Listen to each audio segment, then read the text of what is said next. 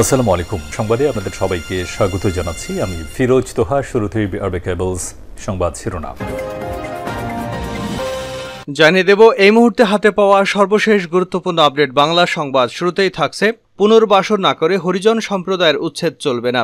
বংশালের মিরাঞ্জিল্লা কলোনির হরিজন সম্প্রদায়ের মানুষকে উচ্ছেদ করে আধুনিক কাঁচাবাজার তৈরির ঢাকা দক্ষিণ সিটি কর্পোরেশনের সিদ্ধান্তের তীব্র নিন্দা ও প্রতিবাদ জানিয়েছেন গণসংহতি আন্দোলনের নেতাকর্মীরা। সেখানে অবিলম্বে উচ্ছেদ অভিযান বন্ধের দাবি জানান সংগঠনের নেতারা। এবারে জানাবো বাংলাদেশ জাতীয়তাবাদী দল বিএনপির 4টি মহানগর ও যুবদলের কেন্দ্রীয় কমিটি বিলুপ্ত ঘোষণা করা হয়েছে। বৃহস্পতিবার রাতে বিএনপির সিনিয়র যুগ্ম মহাসচিব রুহুল কবির রিজভী স্বাক্ষরিত বিজ্ঞপ্তিতে এ তথ্য জানানো হয়। জানাবো তারেক রহমানকে তালাক দিয়ে রাজনীতিতে ফিরে আসেন। আওয়ামী লীগ সভাপতিমণ্ডলীর সদস্য এবং পাট ও বস্ত্রমন্ত্রী অ্যাডভোকেট জাহাঙ্গীর কবির নানক বলেছেন, হাওয়া ভবনে তারেক রহমান হাজার হাজার কোটি টাকা অর্থ পাচার করেছেন, লন্ডনে রাজপ্রাসাদে থেকে উপভোগ করছেন, আর বিএনপি নেতাকর্মীদের ভুলভ্রান্তির দিকে ঠেলে দিচ্ছেন। তারেককে তালাক দিয়ে রাজনীতিতে ফিরে আসেন, নয়তো আপনাদের ধ্বংস অনিবার্য।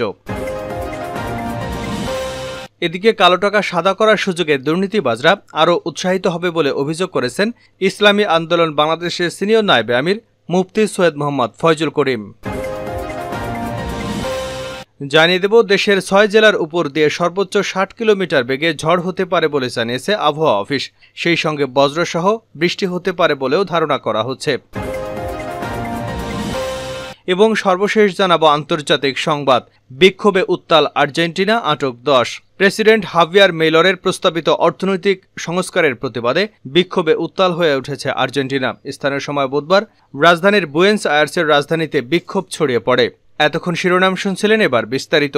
প্রিয় দর্শক, আপনি যদি এই চ্যানেলে নতুন হয়ে থাকেন, ভিডিওটি দেখতে দেখতে চ্যানেলটি সাবস্ক্রাইব করে আমাদের সঙ্গে থাকুন। আর এই ভিডিও সম্পর্কে আপনি আপনার মূল্যবান মতামতটি কমেন্ট বক্সে জানিয়ে দিন। আর হ্যাঁ প্রিয় দর্শক, জানিয়ে দিন ভিডিওটি কোথা থেকে দেখছেন। পুনর্বাসন না করে হরিজন সম্প্রদায় উচ্ছেদ চলবে না, জোনায়েদ সাকিব। বংশালের মিরাঞ্জিল্লা কলোনির হরিজন সম্প্রদায়ের মানুষকে উচ্ছেদ করে আধুনিক কাঁচাবাজার তৈরি ঢাকা দক্ষিণ সিটি কর্পোরেশনের সিদ্ধান্তের তীব্র নিন্দা ও প্রতিবাদ জানিয়েছেন গণসংহতি আন্দোলন। সেখানে অবিলম্বে উচ্ছেদ অভিযান বন্ধের দাবি জানান সংগঠনের নেতারা।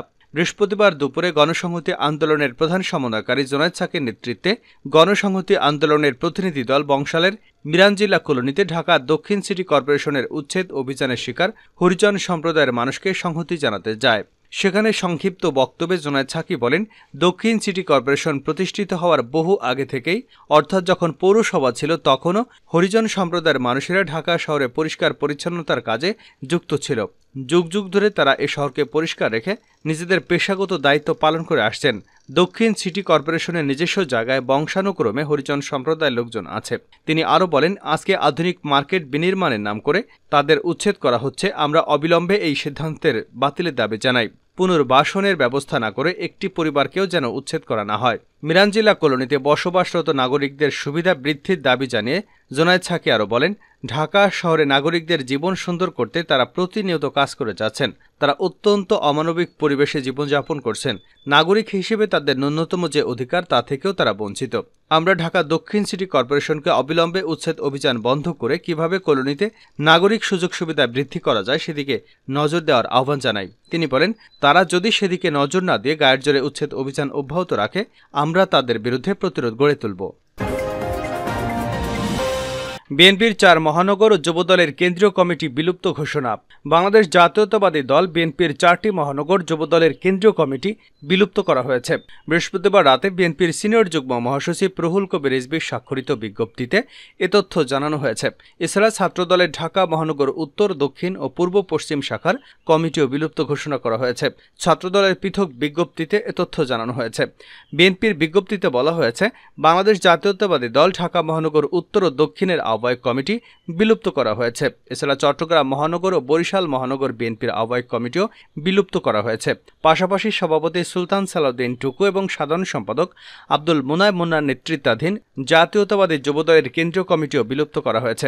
উল্লেখিত বিলুপ্তকৃত কমিটি সমূহের নতুন কমিটি পরবর্তীতে ঘোষণা করা হবে।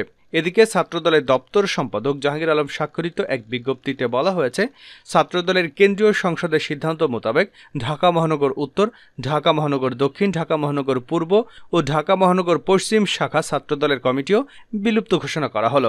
শিগগিরই উক্ত কমিটিতে নতুন কমিটি ঘোষণা করা হবে।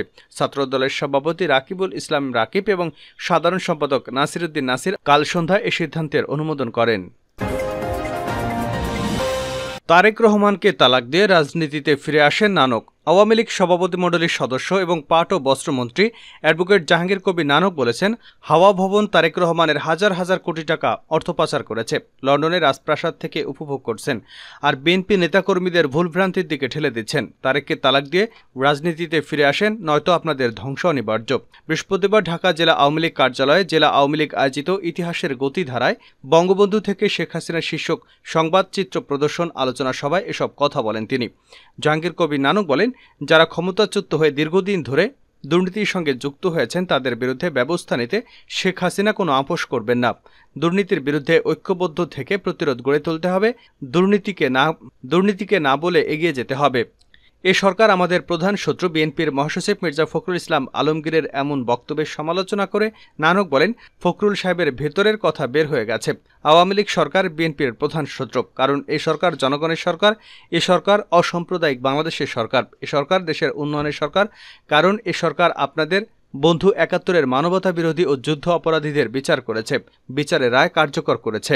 আওয়ামী লীগ নেতাকর্মীদের উদ্দেশ্যে তিনি বলেন, আমাদের শুধু ঢেকুর দিলে চলবে না, আমরা পঞ্চমবারের মতো সরকার গঠন করেছি। সতর্ক থাকতে হবে। বিএনপি জামাত জনগণের সমর্থন না পেয়ে আন্দোলনে ব্যর্থ হয়ে এখন তারা নতুন করে ষড়যন্ত্রের পথ খুঁজছে।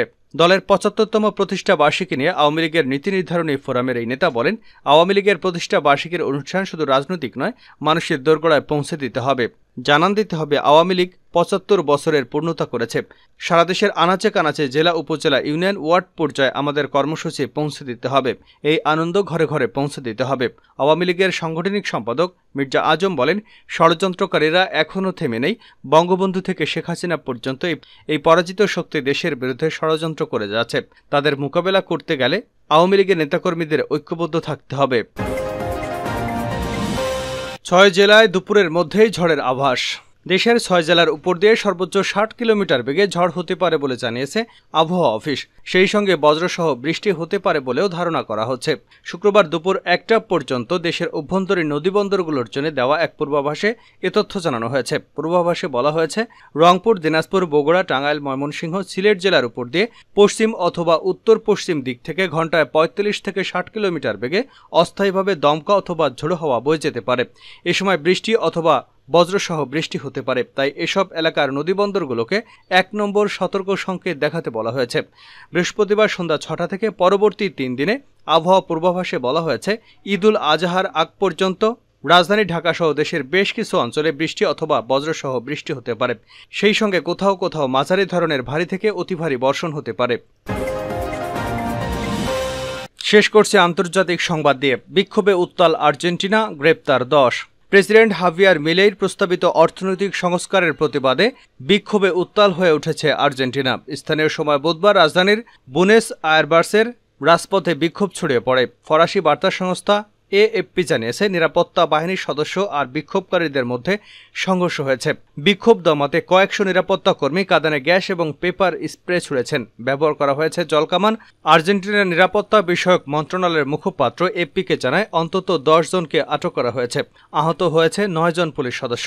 এপি জানিয়েছে, সংস্কার প্রস্তাব নিয়ে কংগ্রেসে বিতর্কের সময় বাইরে বিক্ষোভ ছড়িয়ে পড়ে। সে সময় কংগ্রেস ভবনের বাইরে ২টি গাড়িতে আগুন দেন বিক্ষোভকারীরা। তারা বেড়া টপকে সেখানে ঢোকার চেষ্টা করলে সহিংসতা ছড়িয়ে পড়ে। নিরাপত্তা কর্মকর্তাদের উপর পাথর ছুড়লে তারাও পাল্টা পেপার স্প্রে ছোড়েন। দেশটির স্বাস্থ্য মন্ত্রণালয়ের তথ্য, পেপার স্প্রের কারণে ৭ জন বিক্ষোভকারীকে হাসপাতালে চিকিৎসা নিতে হয়েছে। এদের মধ্যে ৫ জনই আইন প্রণেতা। ঘটনাস্থলে আরও বেশ কয়েকজনকে চিকিৎসা দেওয়া হয়েছে। পরে রাতের বেলা ঢাল বহনকারী নিরাপত্তা কর্মকর্তারা বিক্ষোভকারীদের সরিয়ে দেন। সে সময় ২টি গাড়ি উল্টে দিয়ে আগুন দেওয়া হয়। এর মধ্যে একটি স্থানীয় সংবাদ মাধ্যমের গাড়ি রয়েছে। এক এক্স বার্তায় আর্জেন্টিনার প্রেসিডেন্টের দপ্তর দাবি করেছে, সন্ত্রাসী গোষ্ঠীগুলো লাঠি, পাথর, এমনকি গ্রেনেড নিয়েও বিক্ষোভে নেমেছেন। তারা অভ্যুত্থান ঘটানোর চেষ্টায় আছেন। এদিকে প্রেসিডেন্ট হাভিয়ার মিলেইরের অর্থনৈতিক সংস্কারের বিল নিয়ে কংগ্রেসের ভেতরে সিনেটররা তুমুল বিতর্কে রয়েছেন। তারা মূল বিলটি প্রত্যাখ্যান করেছেন।